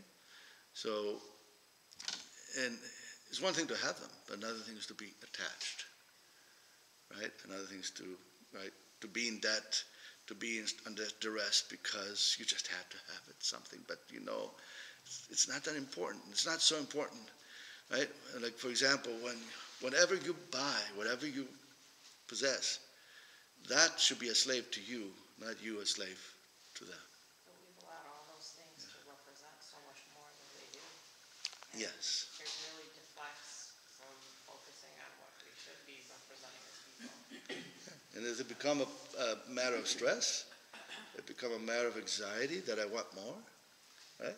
So there was, there's a survey, of course, that was done asking people of different, variant incomes, right? It says, are you happy with what you make, and how much more would make you happy, right? And on average, everybody says, we're happy, but I will be totally satisfied if I had just 10% more. And that was said both by the people on the bottom, people on the middle, and the people on the top. Everyone wanted just 10% more, just the next upgrade in whatever they possessed, right? And their portfolio, or their car, or their house, or their stuff, right? So it's because we live in a world, right, we're so exposed. So one of the problems that's happening, like in China, who are moving the middle class, they want meat. So can you imagine, out of the 1.2 billion that live in China, if a quarter of them move to the middle class and they start eating meat every day, there's not enough cow in the world, right? And guess what? It's going to price a lot of people out of the ability to eat meat. I don't say necessarily it's a bad thing, but it does create a lot of problems if you're used to it every day. And this is where, again, orthodoxy comes into play. And say, hey, how about you let half the year go, right? You let half the year go. I know it's not good for restaurants that want to serve meat every day, but, there's people that have trouble saying, I can't have this every day, or I have to have, there's nothing that we need to have. You can't be slave to anything. And that's why fasting in the Orthodox Church is a great liberator from consumerism. It's much more than food, right? Do I need my phone? Do I need to watch this program? Do I need to have this kind of meal or this many meals or this experience? So it's the ultimate anti-consumeristic attitude that, of course, serves within the context of the beast, this harlot, Babylon, the merchants of the earth, who will cry, of course, when Babylon is no more. Babylon that pushes consumerism, right? It pushes consumerism. Does it not? I mean, this is why America exists, is to sell things. It's to sell things, right? It's to sell things, right? Right here, right? So let's all together say, I love going to Lowe's, right? And then what happens? A Lowe's ad will pop on your phone, Or, I mean, even worse, the fact that, every 10, 12, 13-year-old, right? That's the first thing they demand is one of these, $1,000 toy, right? But it's beyond that. Never mind the stuff that comes on it, right? But we know that one of the fastest growing industries is what's for 12-year-olds, boys. Can give you 3 guesses, it'll all be the same, right? What do they market to 12-year-old boys? Because you no longer have to steal a magazine and hide under your covers. Okay? There's actually studies that are showing now that girls are being exposed to it at increasing rates it's really sad to see that porn addiction is now growing in girls as it is in boys, which is really sad. Wow, found another market. Yeah. Yeah. Great.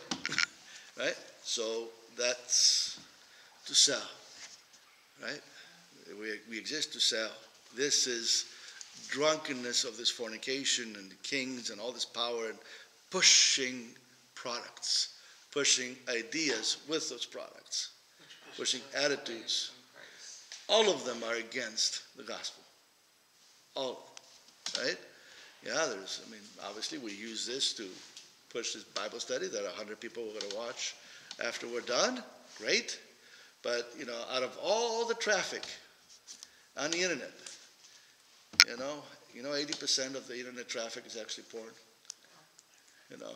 So imagine you're on the highway, 80% of the cars explode. Right? The region at the end, 80% of the cars are going to hit a wall, right? What kind of a highway is that?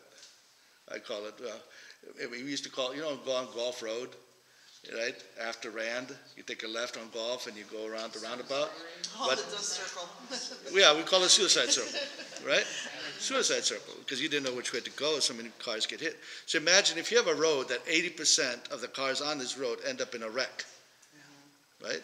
What do you call it? Right? Just death trap, right? So that's what happens. And so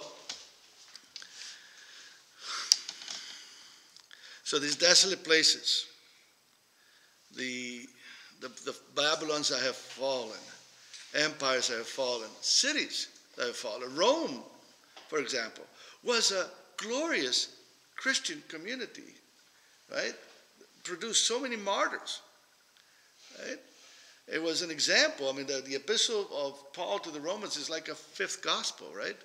After the book of Isaiah. It's amazing how faithful and committed the Church of Rome was, and was once glorious, and then it fell and it went out of grace. What is it today? What is the Church of Rome today? Okay? Where, you talk about a secularized church. Remember we said God over there, right? Vicar over here, right? That's kind of where it's at. But even Constantinople or Moscow in that sense, right? So you have, beautiful churches and beautiful cities full of God's grace, full of beauty, and then it can absolutely collapse because it becomes corrupted and becomes secularized. So when we talk about the harlot dressed in pearls and scarlet clothing, right, and beautiful, luxurious clothing, right? I mean, it's not just evil corporations or governments that, are self-serving. You know that harlot can also be the church? I mean, think about jewels, pearls, scarlet clothing, luxurious fabrics, right? Does it bring any images? Okay, right? Does it bring any images to you?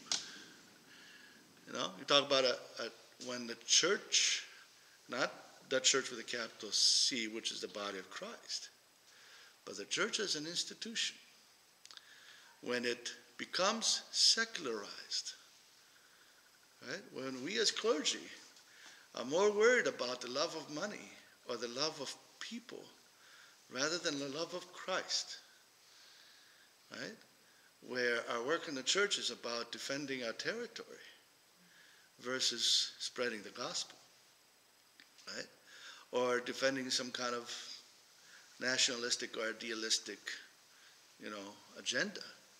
Rather, again, sometimes they're, together with the gospel, but what if they're not? What if they're opposite? What if they're separate? Can they be parallel? Can you have two masters? No. Right? So the scarlet woman, let's be careful, can be more than just, evil forces in a culture, giant, somebody who's an influencer. Let's be careful, even as Christians, that our church, while as in its pure form as the body of Christ, will always prevail, right? And the gates of hell shall not prevail against it. But what about as an institution? Okay, we got to be very careful about those things, about luxurious clothing and jewels and power and being secularized, meaning being in bed with these ideologies. So even many occasions, like even in Greece, right? You had, after World War II, you had Civil War, right? And you had priests that were martyred or persecuted by their own bishops because of their communist leanings, right? So the bishop will be with the Communist Party, the priest was not. Guess what? The priest gets it, right? Or even in communist Russia, you had, right, you had the church in bed with the Tsar, which would cause problems, but even after the revolution, there was an official Russian church, which then followed the guidelines of the Bolshevik government and locked down monasteries and churches, and anybody who resisted, the government's like, well, we didn't do it, it's your church synod that did it. But the church synod was, kind of subservient to the government, right? Do we see those things even today, right? Where you do have church leaders supporting a war, right, against other Orthodox people, right? All in the name of Christ. We've got to be very careful about secularizing and compromising. It's easy to say, to point at an evil government, evil policies, evil Hollywood, evil cell phones, and yet as a church, right, institutionally as well, the purity of the church will never go away. The question is we as an institution, can we be inside? Do you remember a few chapters ago when Jerusalem was measured, right? And John saw like the temple being measured, but it only measured some of the courtyard. The outer courtyard was left out, right? That means that you have the institutional church, but only a portion of that is an actual church, okay? And when we have this image of this, everything goes, kind of liberal side of things, modernization, secularization of the institutional church. Could that be an alignment with this harlot in the desert in bed with the scarlet beast? Okay?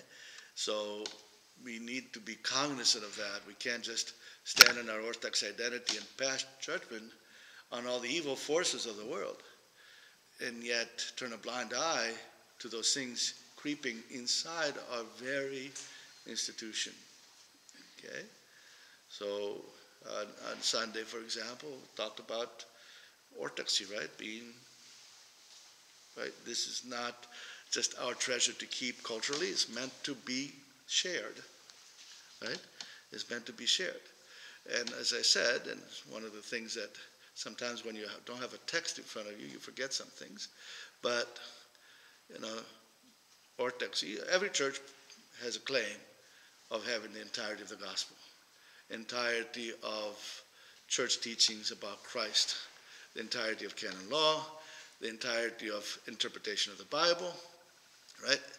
Every church claims it. The Orthodox Church is the only one that can prove it, historically and dogmatically, right? What's the only thing that's left? All right, we have to live it. And not just to live it as individuals, but to live it as an institution, okay?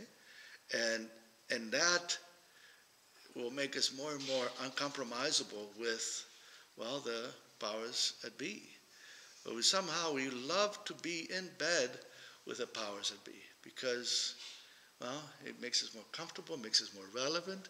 In the name of relevance, in the name of being more relatable to the population, to draw them in, right? We take down our saltiness, right? But we know that once salt loses its saltiness, then what is it?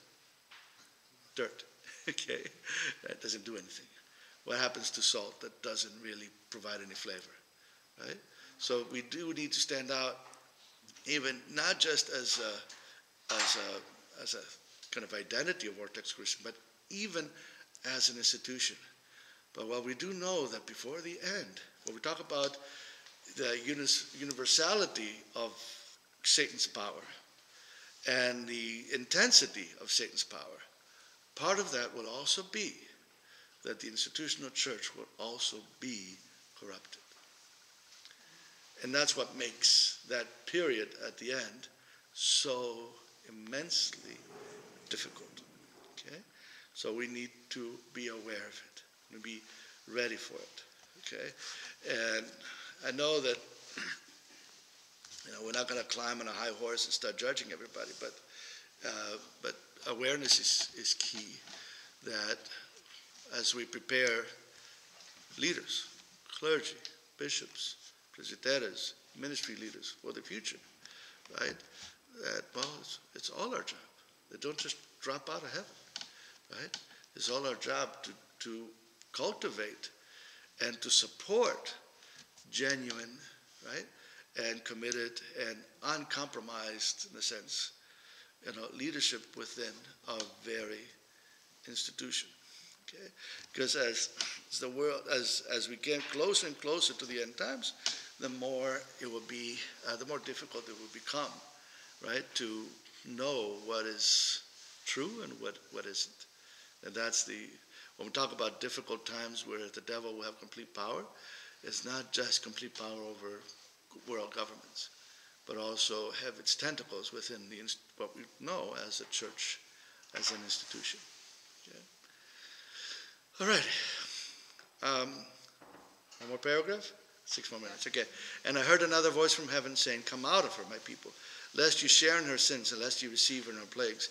For her sins have reached to heaven. God has remembered her iniquities. Render to her as she has rendered to you. Repay her double according to her works. In the cup which she's mixed double for her. In the measure that she's glorified herself and lived luxuriously, in the same measure give her torment and sorrow. For she says in her heart, I sit as queen, and I am no widow, and I will not see sorrow. Therefore her plagues will come in one day, death and mourning and famine, and she will be utterly burned with fire, for strong is the Lord who judges her." So you have what we call an exodus. Okay? Here we have an Exodus. Come out of her, my people, lest you share in her sins. So the Babylon, right, whoever's in power thinks they're queen. They are in charge. And that status will end. However, our job is to see that what's coming, see that the cup of sins will overflow, and that judgment will be according to that heap of iniquities. But come out of her, my people, lest you share in her sins. So this coming out, this separation, is both in terms of how we live, also in sometimes where we live, right? So it could be in a matter of speaking like how you conduct yourself within an environment, also removing yourself from the environment. So when we look back, for example, the time of, let's say Lot, right? Talk about Sodom and Gomorrah, right? Lot lived in Sodom. What did he do there? He lived with his wife, lived with his daughters. His daughters were engaged. And he tried to live a life within Sodom, a life of faithfulness to God. And next year, God willing, if we do Genesis, you will see that he would stand by the city gates, and any traveler that happened to, as they traveled through the valley, which is now the Dead Sea, and looked for shelter in the city of Sodom, well, he would stand by the gate and make sure that he took that guest into his house, lest he go to somebody else's house and got, well, the Sodom treatment. Okay? So he would take him to his house, try to keep him safe. When the two angels, which are the Son and the Holy Spirit, who had just dined with Abraham, come down to Sodom, he takes them to his house. Right? But he lived a life of righteousness in the city of Sodom. Right? So that is a matter of living. You live separately. You have nothing to do with the people around you. I mean, you love them, you take care of them, you pray for them, but you don't join your life to them. Okay? So he lived in the city, and he had property, he voted, he paid taxes, he drove on the right side of the road, and changed daylight savings time when it was time to change, he did those things, but he didn't live their manner of living. And he tried to protect other people too from joining the manner of living. Sure enough, when he took the two angels, the people came around to his house. Oh, we heard that he had two young men inside. Give them to us, right? So we can have our way with them. Hint, hint, they were having a party. And of course, he's like, they're my guests. You can't violate them. You cannot have them join you.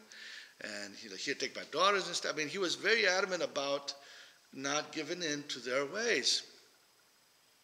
And of course, then the two angels turned to Lot. It's like, guess what? You got to leave. Take your wife, take your daughters, take whoever you want, go out and get these two daughters were engaged, get their fiancés, leave, and do not look back, for I'm going to destroy the city today.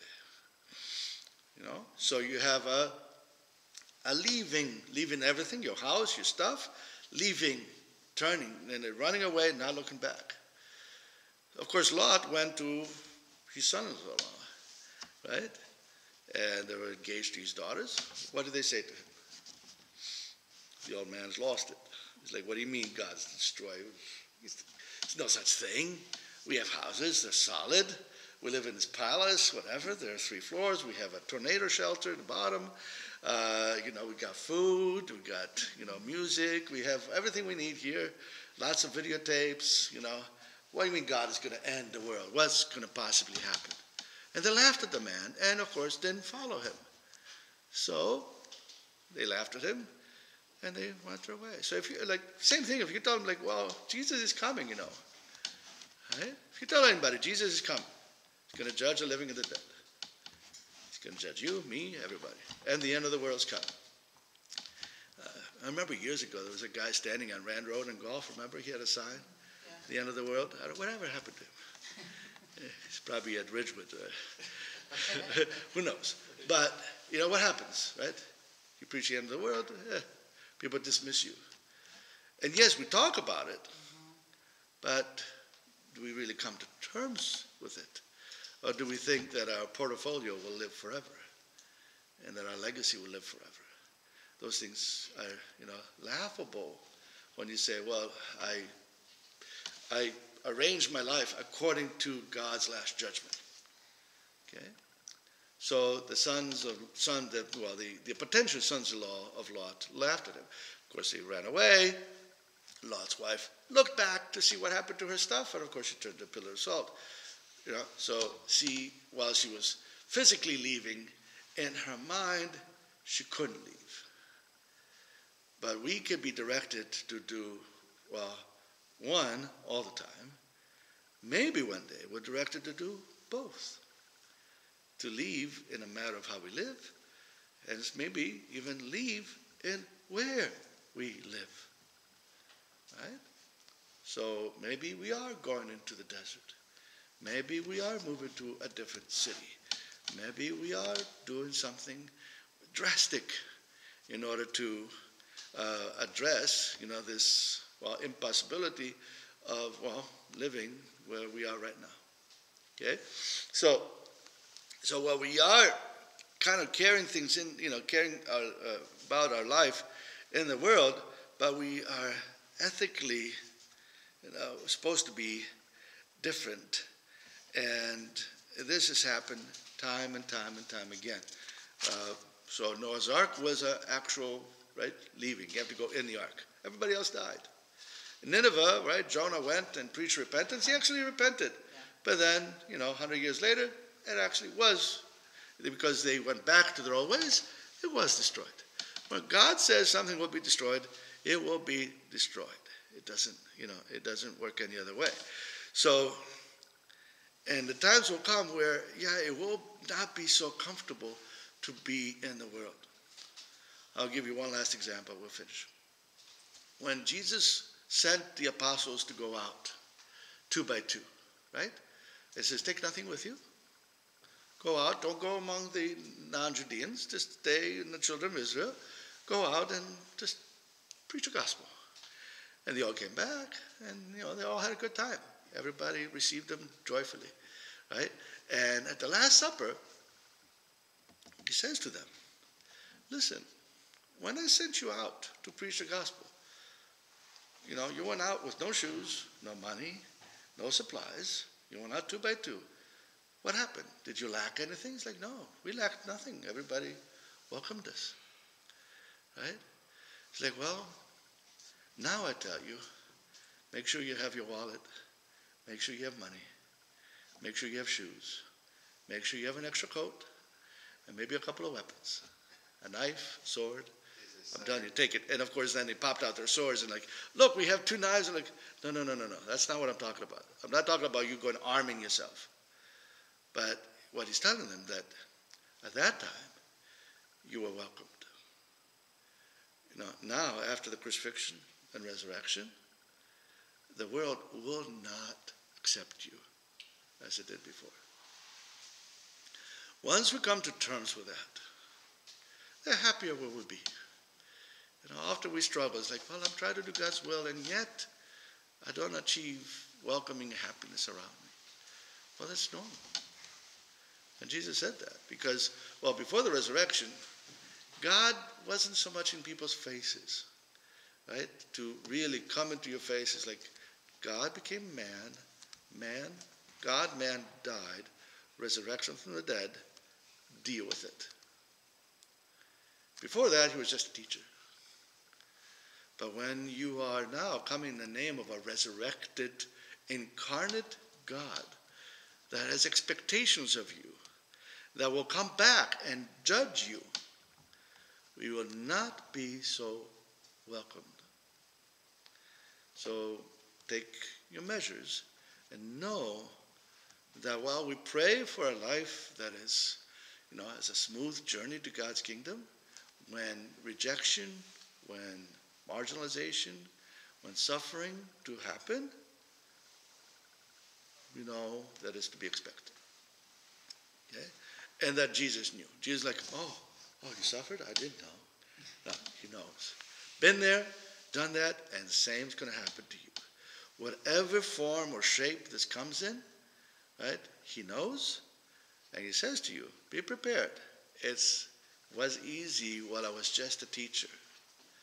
But now that I'm a resurrected Christ who entered into the world, and I did things that had never happened before, like a dead man rising from the dead and never dying again, and coming back to end this history of the man, then people will not accept you. Okay?